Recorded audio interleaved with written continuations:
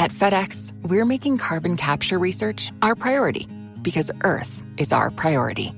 Our goal is to be carbon neutral by 2040. We call it Priority Earth. FedEx, where now meets next.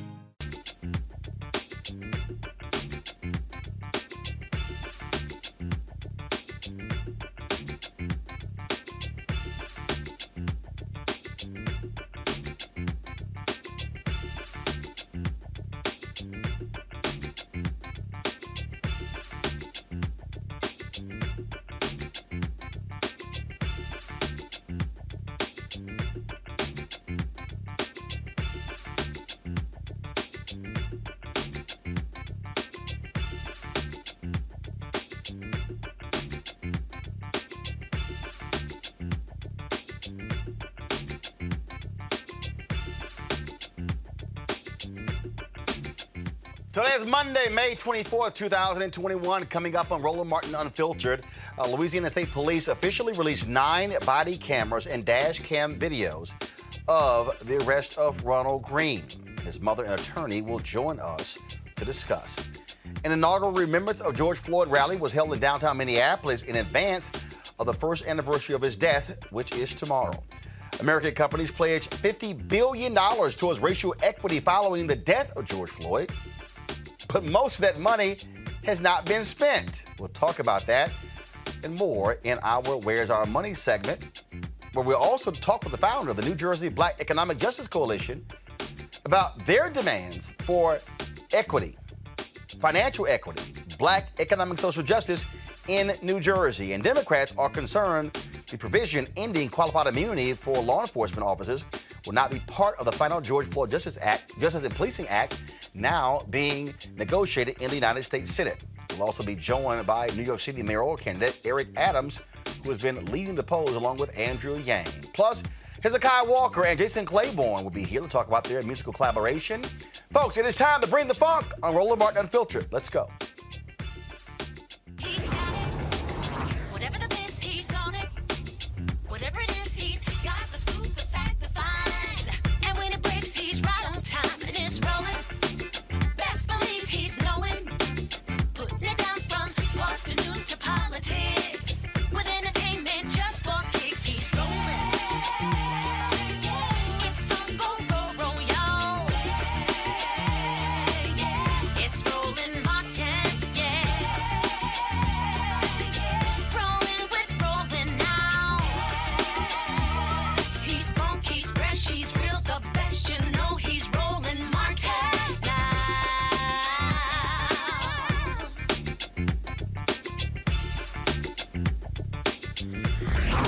Martin.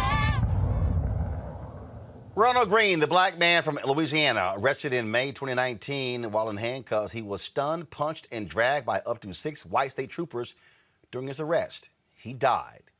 2 years later, his death is under a federal civil rights investigation. Green's family was initially told he died due to crashing into a tree during a high-speed chase. We now know that is an absolute lie. The body camera video tells a much different story. Many believe the decision to wait 2 years after his death to release the footage is suspicious. This is what was released on Friday, folks. I'm going to show you some of this video here, and again, where the world finally got to see exactly what happened to Ronald Green. Go ahead and play it, y'all.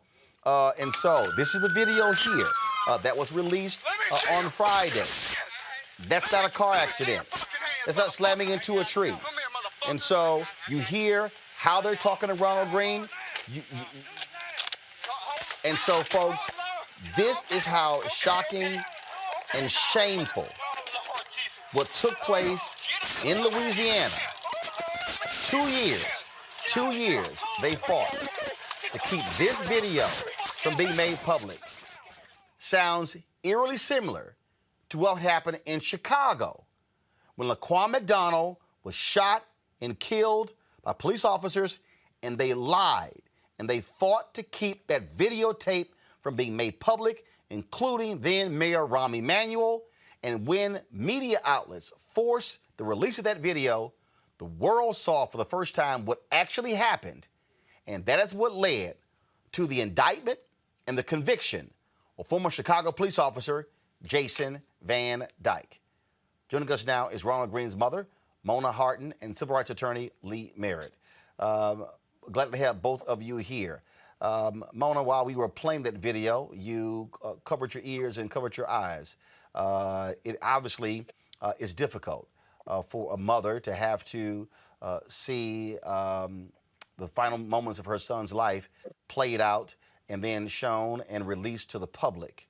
Now that we know exactly what happened, it says a whole lot that for 2 years, authorities lied to you and your family about what happened to your son. Yes, it's horrific what we've been going through, the lies, how it all began, how it's been unfolding. The cover-up was obvious at the very beginning. It didn't take long for us to see that, but to be told that he died because of a car crash and the corruption and cover-up that came afterwards, 2 years long, it says a lot for us as a family. And to see that what happened to my son, it's really painful. When you talk about,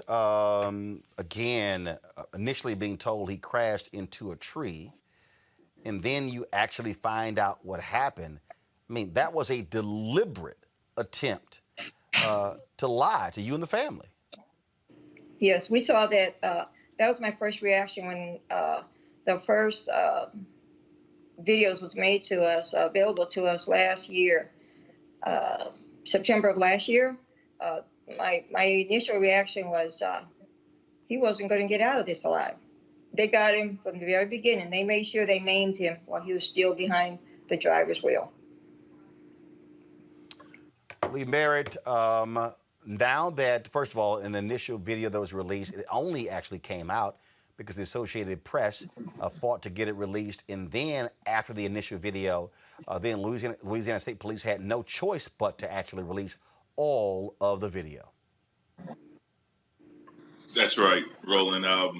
This was something that we fought for to be released for 2 years. Well, the best they offered us was last September, that we could come in and view the video with the state police present, but we could not take it home and analyze it. And we've learned so much more about, just the gratuitous nature of these officers' attack that we think that state charges are appropriate almost immediately. Obviously, I mean, they're overdue. Speaking of that, the officers involved, did it actually get investigated? Did it go to a grand jury? Was there what actually happened in terms of the investigation of the actions of these officers? That's the really problematic part. The investigation in itself seemed to be a part of the cover-up. So it's not that what these men were doing was unknown. It's that the supervisor that came, Lieutenant John Clary, he was an active participant in this crime. And subsequently, you can hear one of the officers who since passed away, Chris Hollingsworth, reporting what he did to another fellow officer, and that officer saying, "Hey, did you have your body cameras on at the time?" This was a conspiracy to cover up the murder of Ronald Green. It's now being played out in the open. Ms. Harden, on that particular point there, it has to anger you that now we see what the truth is, and nothing was done. I mean, there was no real investigation.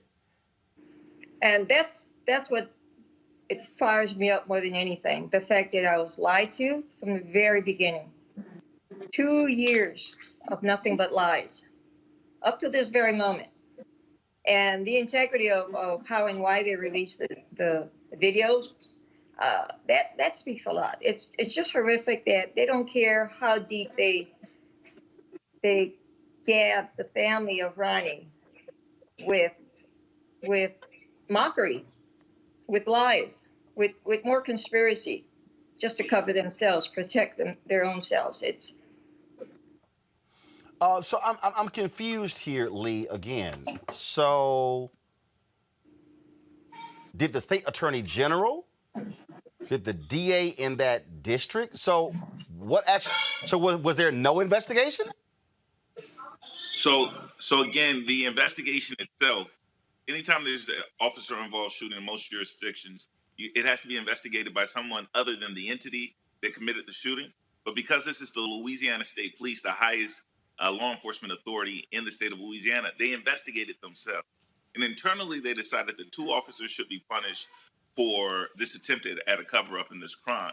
One was Chris Hollingsworth, who would have been terminated, but he died. He received his termination letter, and he was buried with all of the color guard honors. And then Christopher York, who received a 50-hour suspension for his role in the murder of Ronald Green. So now that the video is out, now there could actually be a real investigation. A grand jury can be impaneled. And also, who does that? Again, because this is the state police, who has jurisdiction, the local DA or the state attorney general? So it would be both and. The Union Parish prosecutor, whose name is Mr. Belton, would have to ask for the attorney general to help if he wanted his assistance. And the attorney general can offer his assistance based on the denial of civil rights protections for Ronald Green. However, Mr. Belton met with us when we saw the video in September, and it was his position that it would be difficult under the past administration to bring charges against a police officer in Union Parish. Situations have since. Hold on 1 second. You said the past administration. What past administration? I'm sorry, under the Trump administration. Okay, I'm confused here. Why would a local DA say that when he has jurisdiction? It's not federal. The federal investigation is a totally separate investigation. So he, as the local DA, Mr. Belton, he could actually take it to a grand jury himself. He could take it to a grand jury himself. What he was implying with that statement during the Trump administration was that he was in a heavily Trump-favored territory. And he thought that he doubted his ability to return a true bill on this crime in that jurisdiction at the time. But here's the deal. Okay, Trump lost, but that's probably still a heavily Trump district. So Right. What now? Well, there exists beyond this just being a Trump district, there exists actual conflicts in this district. The officers who are involved on tape in this crime are testifying in other cases in Union Parish. And so it would be appropriate for either the Attorney General or Mr. Belton to call for a special prosecutor, and that's what we're encouraging them to do in this case. Does that sound like a bunch of excuses to you, Ms. Harden? Oh, without a doubt. Without a doubt. How can you tell me the first year it's still pending investigation? The second year it's still pending investigation. Even when we were there at the Capitol, seeing that little bit of footage, they were already planning the retirement of Colonel Reeves, and they were also planning the 50 hours suspended time, all bunch of bull, for Corey York. How do you tell me that it's pending investigation, but you're already getting these guys off scot-free? How are we not knowing what's going on until it's done? That, to me, I think, just really what is absolutely confusing and crazy. You know, here. that's what I'm saying. They're making and breaking their own rules and regulations, their own so-called laws, just to get their good old boys off for murdering my son. That clearly shows on that video. There's a Democratic governor in Louisiana, Lee. What is he saying? Well, Governor John Bel Edwards, first you need to know his pedigree. He met with us. We found the meeting disingenuous at best. He wasn't completely honest about the level of cover-up and the crime that was committed against Ronald Green. He didn't make this video available to us, although we believe that he could have done it. It was in his authority at the time. He chose not to. And this is a man whose father was a sheriff, whose grandfather was a sheriff. He just signed the Blue Lives Matter law in Louisiana, and he hasn't come down in favor of the defense of citizens against police officers. Okay, so the question now is, what's next? We were down in Baytown, Texas for the rally for Pamela Turner, for that particular officer who tomorrow, we will know when his trial is going to be set. We went down to Elizabeth City, North Carolina. So when it came to the Andrew Brown Jr., are there plans to call for a national rally there in Louisiana to put pressure on the local DA, on the Attorney General, on the governor to step up? What's next, Lee and Ms. Harden? 3 o'clock Thursday on the steps of the Capitol, The ACLU, along with the NAACP, has sided with this family to demand the immediate arrest of these officers. There's more than enough probable cause in the jurisdiction currently to issue arrest warrants for Corey York, for Lieutenant John. Say it again, Miss. I'm sorry, I can't hear you. But certainly Mr. Dakota DeMoss and other officers who are seen on video committing crimes. And I'm sorry, she was probably saying Clary. It was Lieutenant Clary. That demand is taking place this Thursday. The family will be there, so we're looking forward to anyone who wants to join us at 3 on the steps of the Capitol with the ACLU and the NAACP. Ms. Hart, what do you want folks across the country who are watching and listening to do when it comes to this case of your son? You know what? I'm just so disgusted.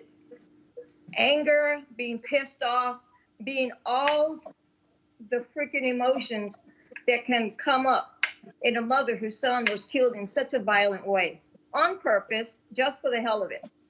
And the thing is, why do we have to keep communicating like this? Why do we have to beg someone to put these guys in cuffs, jail them, do whatever you have to do, but you let these guys still be on the force, still patrol the streets of Louisiana for 2 years after they killed Ronnie to cause more damage. Ronnie's not my first, not the world's first, and he won't be the last. He hasn't been the last. Why do we have to keep begging for the justice? Yep. And it's worth saying these officers went on to injure other citizens in Louisiana. And one of the officers was indicted for another criminal act shortly after the murder of Ronald Green. Have y'all filed a civil lawsuit against the county, against these officers, and against the state police? We filed a civil lawsuit against all the parties involved, from, as you said, from the local level, each individual officer, to the state of Louisiana, because this is the state police. That lawsuit has survived a motion to dismiss, and it's up on interlocutory appeal in Fifth Circuit. All right, then. Lee Merritt, Ms. Hart, and we certainly appreciate it. Thank you so very much for joining us. Thank you.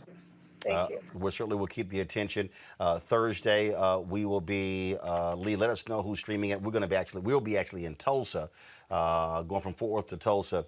But certainly we want to be able to pick that stream up and be able to push it out to our folks as well. So be sure to let us know what happens with that. Thank you so very much. Absolutely. Thank you, sir. We'll do it. Folks, we're going to go to our panel here, Dr. Avis Jones-DeWeaver, lead political analyst, Dr. Julianne Malveaux, economist, president, Emera Bennett College, Omekongo Dibinga, professorial lecturer, School of International Service at American University. Glad to have all three of you. Omekongo, I'm going to start with you. Again, we hear the phrase pressure bust pipes. The reality is, in order for black folks to get justice in this country, we have to protest, we've got to push, we've got to prod, we've got to call people out.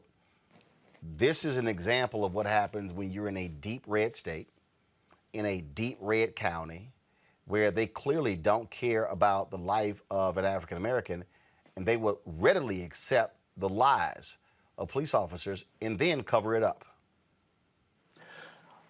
And on top of that, as you were saying, with a Democratic governor, and it doesn't even matter in a state like that.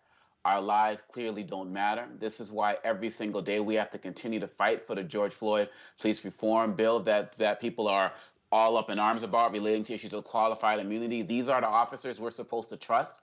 These are the people who we're supposed to give the benefit of the doubt to. They lied to her, to Ms. Harden and her family for 2 years. And as Lee Merritt said, they've been talking about this for at least since last September.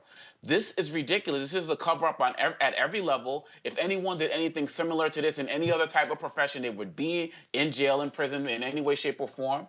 We, as you said, we have to keep the fight up. We have to do everything that we've done, probably just to get some form of arrest. That officer who died, whose family got all the benefits, they should be lost.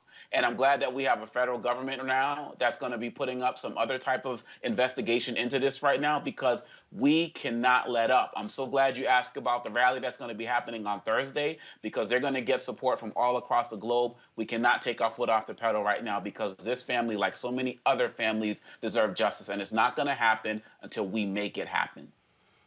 And that's just the reality, Avis. And I think, look, it's just accepting that as a reality, that we're going to have to keep forcing these people's hand. And what we saw here, again, this was an attempt to cover this up, just like the Laquan McDonald case. That's why I don't want to hear jack from Rahm Emanuel.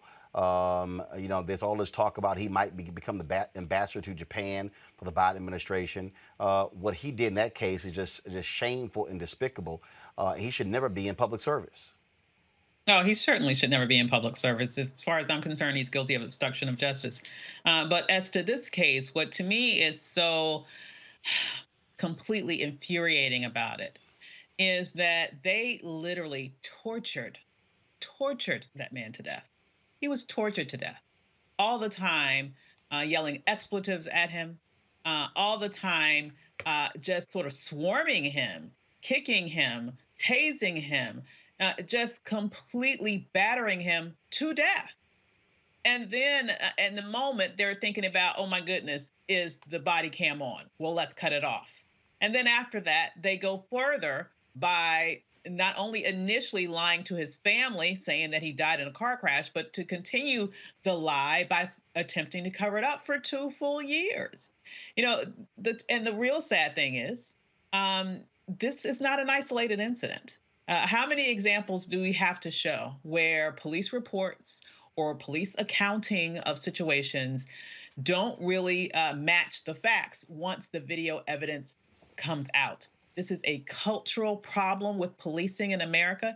It is not something that is isolated to any one department, and there needs to be writ large reform.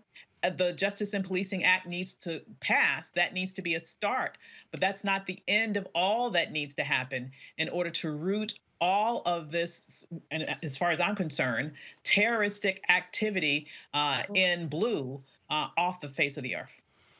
Julian, when you look at this particular case here and you look at what we saw, and I say this to people all the time, body camera footage, dash cam footage is not the answer. It's not the panacea. But there is no doubt that the work of Black Lives Matter in the last 5 to 10 years has played a critical role in us seeing what is taking place. If the video did not exist, folks would be believing the lies. In the case of Michael Slager, who killed Walter Scott, they lied on that police report. They lied, but luckily it was a passerby who recorded that particular shooting. This is why body camera footage must be required for every law enforcement agency. I don't care if it's city police officers, county sheriffs, I don't care if it's constables, school district cops, I don't care if it's the state and the federal. Every agency should have body camera footage. And again, if they do not turn them on, that should mean immediate expulsion as a result. This is why those cameras matter.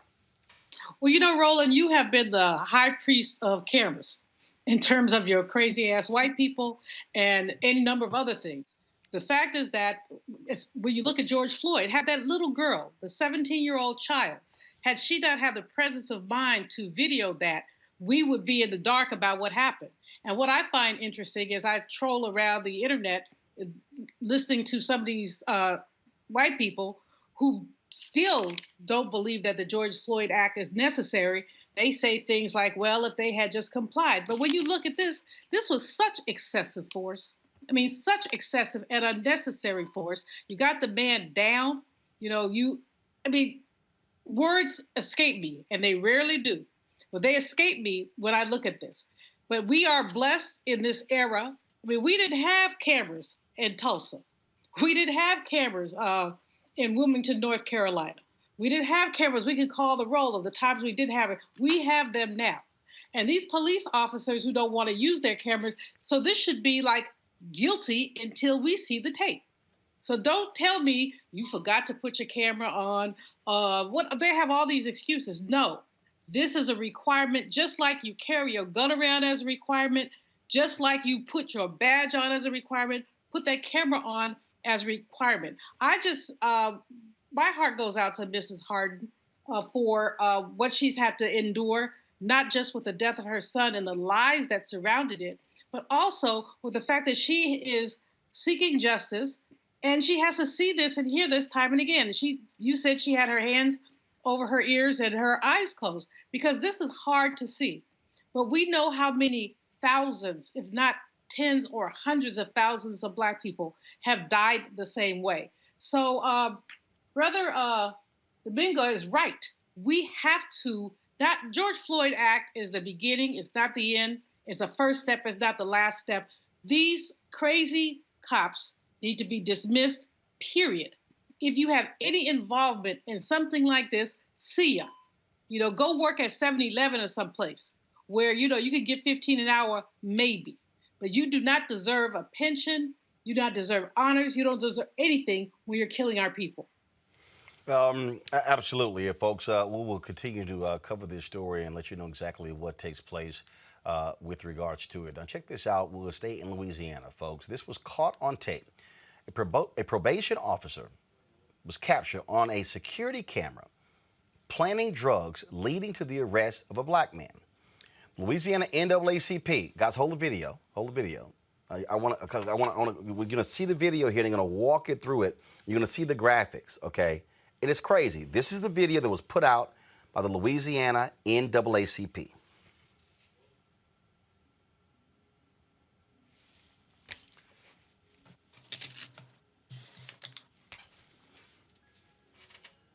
There's audio.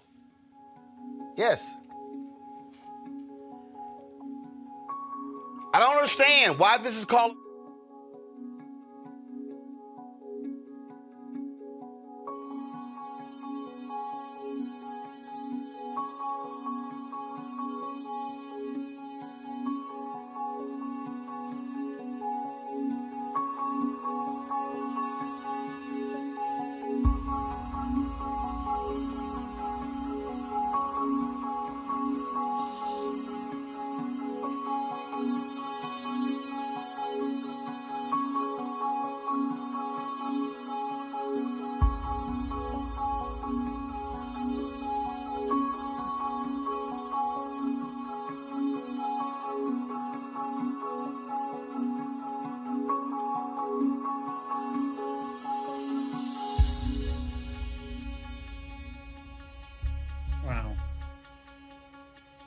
Leave that up right there. Leave that up, folks.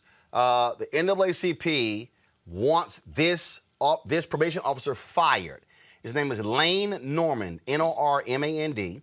The email for his boss is Cole, COLE .GRALAPP@la.gov.gov. His phone number, he's the regional administrator. His phone number is 318-767-6286, 318-767-6286. I'm going to repeat the email because remember, there are people who listen to our audio podcast. The Louisiana NAACP, they want this Louisiana probation and parole officer, Lane Norman, fired for planning drugs. His boss is Cole, COLE.GRALAPP@la.gov. His phone number is 318-767-6286. Julian, this man should absolutely be fired. This happened in 2018. Why is he still on anybody's force? 2 years later, the court dismissed the charges. He obviously is a rogue officer. Why is he still there? See, this is complicity. So his boss and his boss's boss said, it's okay to plant drugs on people. These people outside just chilling, chillaxing, having themselves a good old time playing cards. And this person comes up, why? Does he get a premium or a bonus for having arrested more people? And why has it not been stopped? So again, I'm speechless, but I'm not speechless. This is happening all over the country. It's happened year after year. Roland, I bet if anybody could fund a study to go to one of these Louisiana prisons and interview, 200, 300, 500 people, probably half of their circumstances will be similar to these.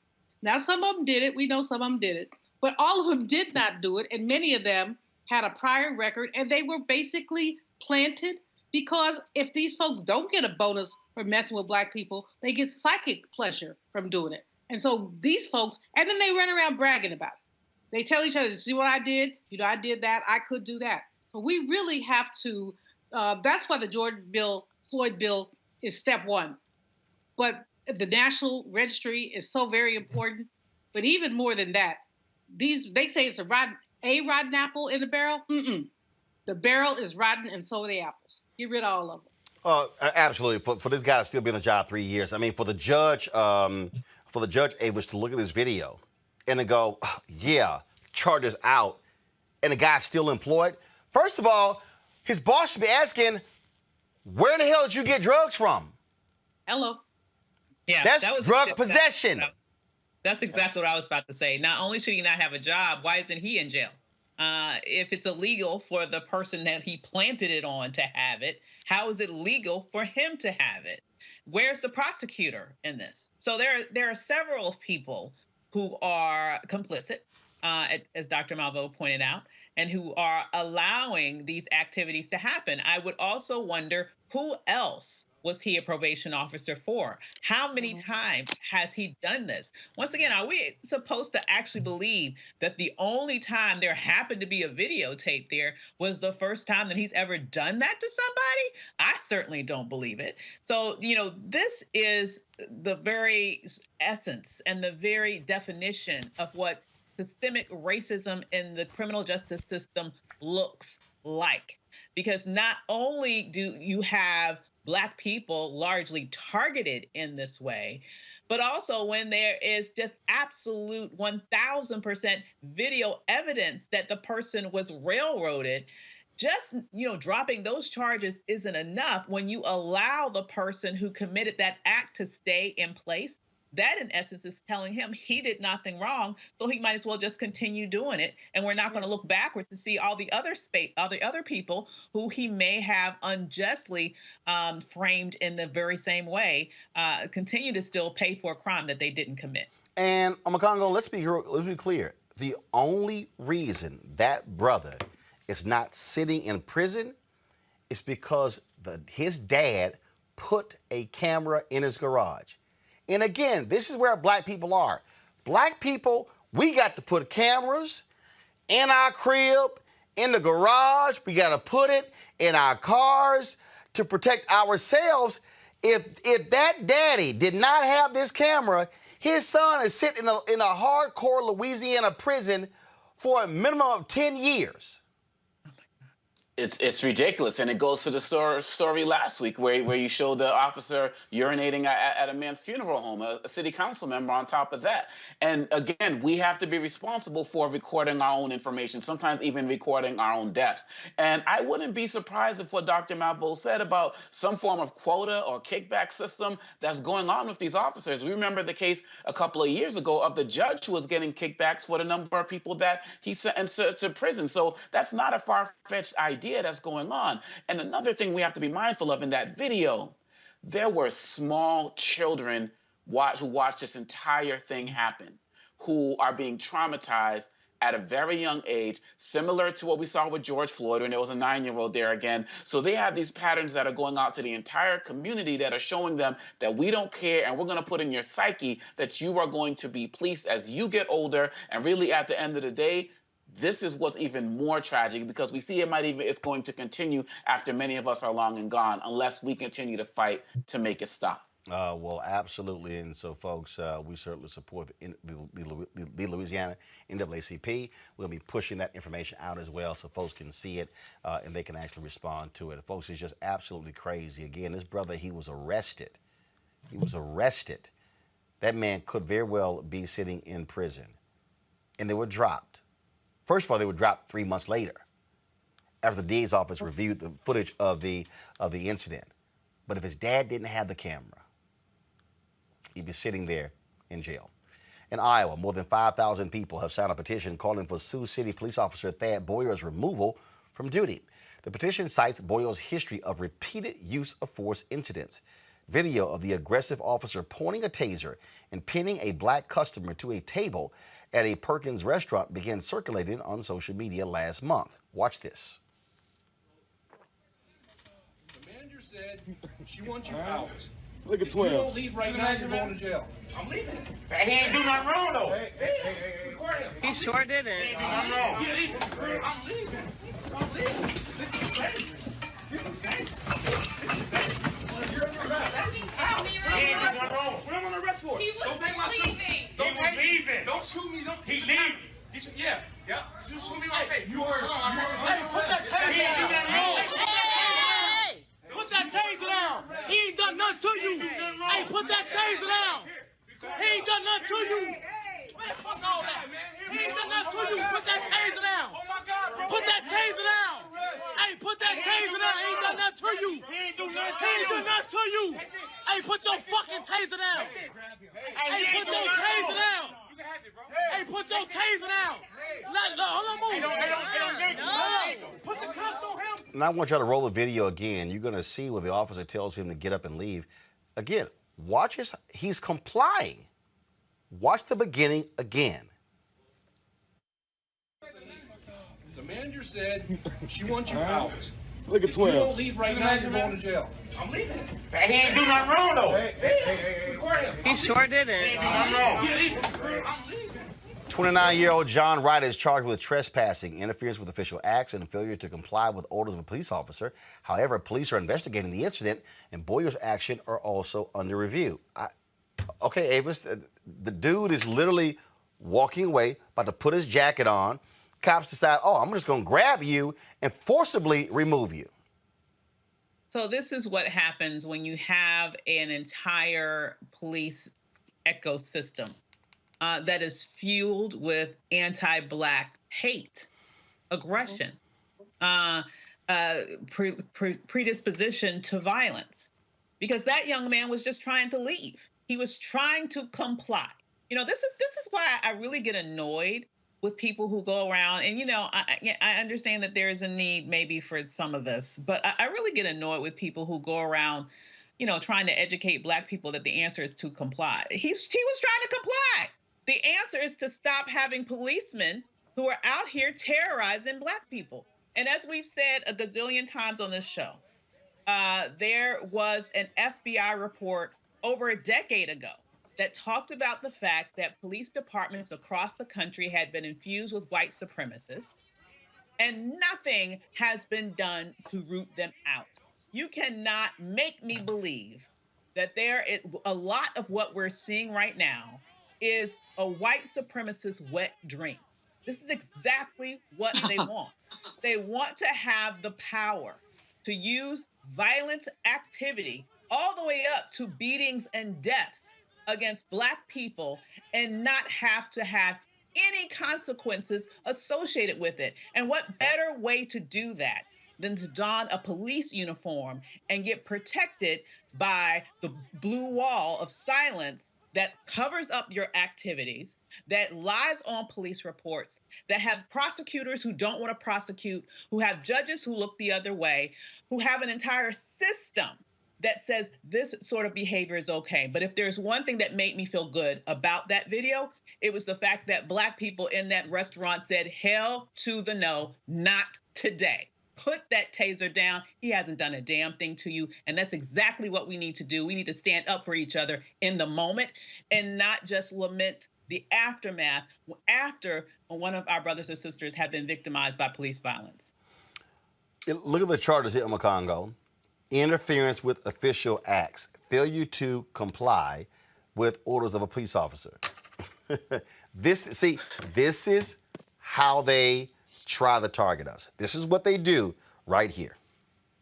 This is what, on a regular basis, and even when you brought up the case of Laquan McDonald with that officer, they come up, they put themselves in the line of some form of harm and then justify any of their actions. And even sometimes when we see these issues where an officer with other officers aren't looking, they'll say, oh, this person is resisting, or this person has a gun and there's nothing there, and they use it as an opportunity to open fire. These guys are liars. And if I'm correct, I believe Boyer was fired or heavily disciplined back in 2012, 2013, but again, back on the force again. And so these officers, they see this as an opportunity to really feel like they can get away with anything. And if you look at his record, they always put us on trial. When we're killed, when we're arrested for everything, they always put us on trial, put the victims on trial. But if you look at this man's record, this man's history of complaints, again, no one, another man, another officer who had no business still being on the force. And as it was just said, I'm so proud of our people for taking a stand. You know, back in the day, some people, you know, when I was a kid growing up, when the cops came, you know, a lot of us would just scatter because we didn't want to be engaged, we didn't want to be involved in some way, shape, or form. But too many of us of all ages have had enough, and they said, we're going to document this, we're going to show it, because we can't trust you to tell the truth. Absolutely, folks. Let's go to Mississippi, where 2 police officers accused of brutalizing a black man, resulting in his death, are no longer facing charges. Hinds County Judge Faye Peterson says the state failed to prove officers Desmond Barney and Lincoln Lampley committed criminal acts when arresting George Robinson. The indictment accused 3 officers of taking Robinson from his car, slamming him to the ground, and striking him in the head. The victim's brother says Robinson had a stroke before the incident, causing him to move slowly when officers asked him to get out of the car. Hinds County DA Jody E. Owens II says the evidence was sufficient, and he is surprised and disappointed by the judge's decision. A 3rd officer involved in the incident has not yet gone to trial. This right here, show the video photo again, this was a black judge who ruled this in Mississippi. So that's who Judge Faye Peterson is. And this is one of those examples. I go back to Omekongo, Baltimore, when the police officers wanted a judge to hear their case and not a jury. Absolutely. And when we get down to it, we have to understand that we talked about Louisiana. We got Democrat, Republican members who are a part of this. We have to realize as well that sometimes we got black people who are in law enforcement who are involved in being judges and the like, and we're still not getting the justice. And we have a real systemic problem that is hitting us at every level. Even when you talk about Baltimore, we can go back to the case of Freddie Gray, and there were several black officers who were involved in that as well. And so really at the end of the day, it becomes black versus blue. And we have to realize that even in a case like this, we're talking about a man, 52-year-old grandfather, a grandfather who has to be treated like that after dealing with all of the other racism we're sure he probably had to deal with his entire life just being a black man in America. And to go out like that, and then there to be no justice, we have to make sure that his story is never forgotten. And we have to make sure that there are other consequences, even when we don't get the justice we want from these judges and the like. We can get justice by exposing these people, letting people know where they work. And if they're not going to have this national registry out yet, create our own so people know who these officers are. And we have to make sure we always put the pressure on to make sure that they do what's right, or they got to go. Indeed. Folks, in Minnesota, the former St. Paul police officer who let a police dog maul an unarmed black man is going to spend the next 6 years in prison. In June 2016, Brett Palkowicz and other officers responded to a call about a large street fight and were looking for an unidentified black male with dreadlocks and a white T-shirt carrying a gun. 52-year-old Frank Amal Baker fit the description. Soon after Baker was asked to get out of his car, the officer released the dog. Body camera footage caught Palkowicz brutally kicking and severely injuring Baker while the dog was mauling him. Palkowicz waived the right to appeal his conviction and offered a tearful apology for his actions to Baker and the St. Paul Police Department. Baker had nothing to do with the reported incident in the end. Watch this video, folks.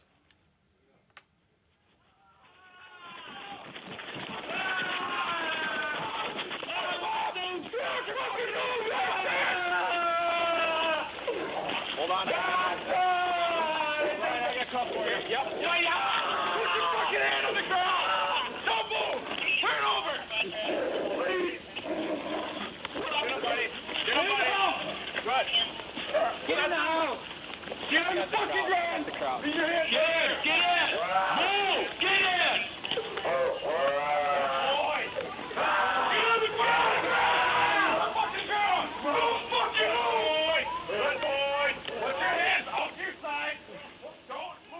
folks, again, this is critical. And see, this is the thing that I need people to get.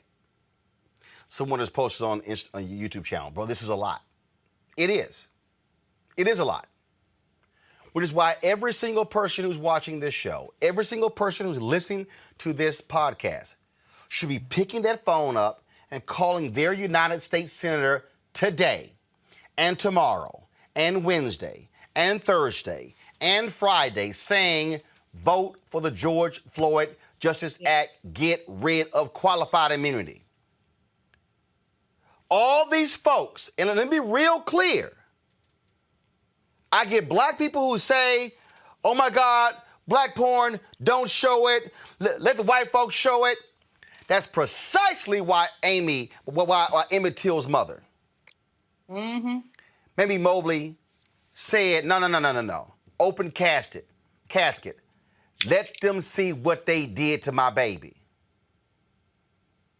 Over the weekend, I had some people who were sitting here, one woman texted me, she tweeted, I don't know who my member of Congress is, and I don't care. I said, oh, but you're bitching and moaning about how we need bills passed in our favor.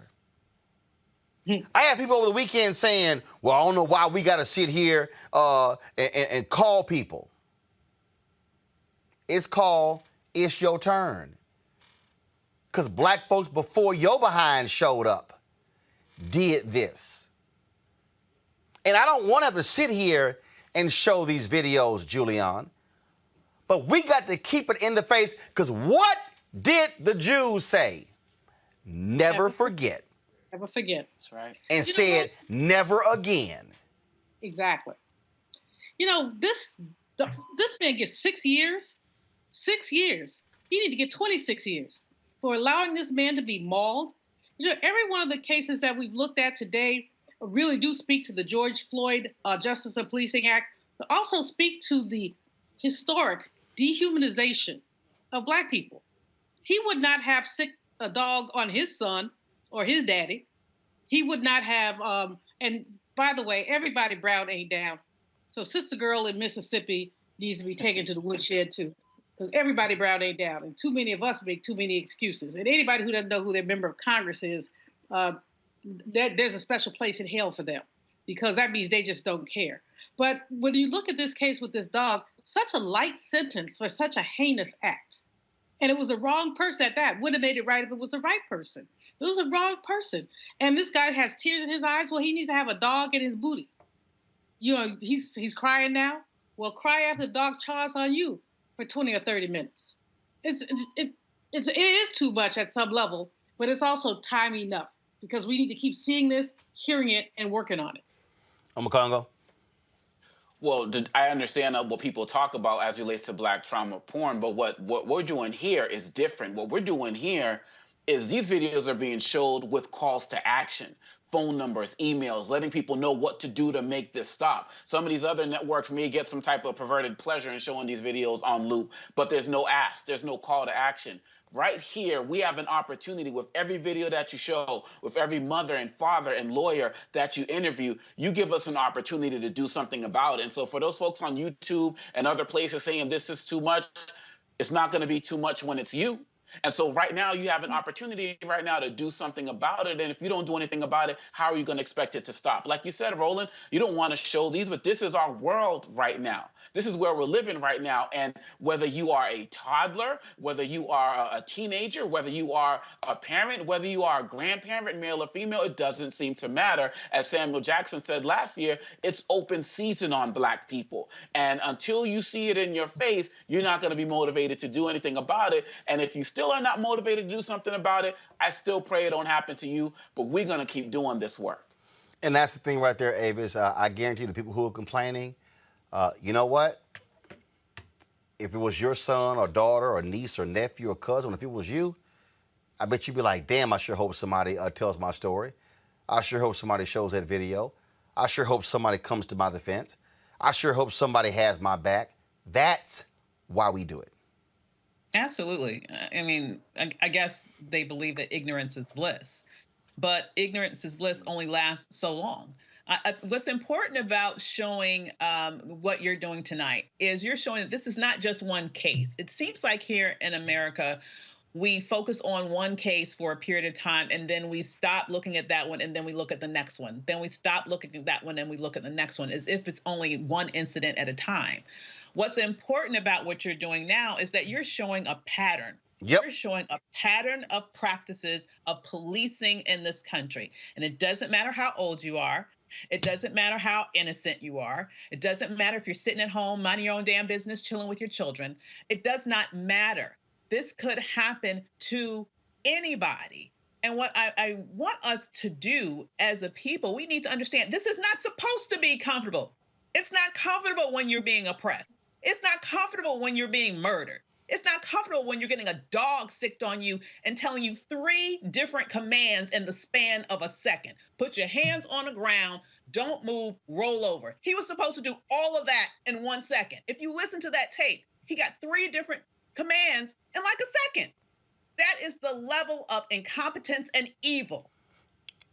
I will just use the word evil that has infused police departments across the country. So the least that you can do is muster enough courage to face it and then act to do something about it. And part of that acting is not just knowing who your representatives are, it's voting. I want everybody to understand there is a direct line between what we're seeing here and who's sitting in the prosecutor's office and who voted them in office. Who's sitting on judges' benches and who voted them on those benches? You know, who's sitting in Congress and whether or not the George Floyd Justice and Policing Act passes or gets stalled in the Senate. There's a straight line between that and the attacks on Black voting power in 43 states across the nation right now. They want to be able to do this to you forever. So my point is, let's stop trying to be so sensitive about